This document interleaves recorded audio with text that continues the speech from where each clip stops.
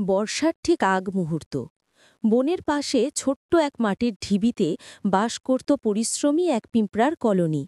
তাদের মধ্যে ছিল ছোট এক পিঁপড়া, টুকটুকি।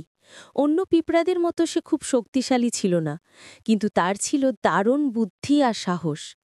একদিন সকালে আকাশ কালো মেঘে ঠেকে গেল। বড় পিঁপড়ারা চিন্তায় পড়ল, বর্ষা নামলে খাবার সংগ্রহ বন্ধ হয়ে যাবে। তাই সবাই দ্রুত খাবার সংগ্রহে বেরোল। টুকটুকিও দলে দলে চলল, কিন্তু পথের মধ্যে সে দেখল একটি বিশাল রুটির টুকরা পড়ে আছে। বড় পিঁপড়ারা বলল, এটা তুলতে গেলে অনেক সময় লাগবে। কেউ এগোলো না। টুকটুকি হাল ছাড়ল না। সে কাছের গাছের ডাল কেটে ছোট ছোট টুকরায় ভাগ করে নিল রুটিটা। একাই খুঁটিনাটি করে সব টুকরো ঘরে নিয়ে আসতে শুরু করল। বৃষ্টি নেমে গেল ঝমঝম শব্দে, কিন্তু সে থামল না।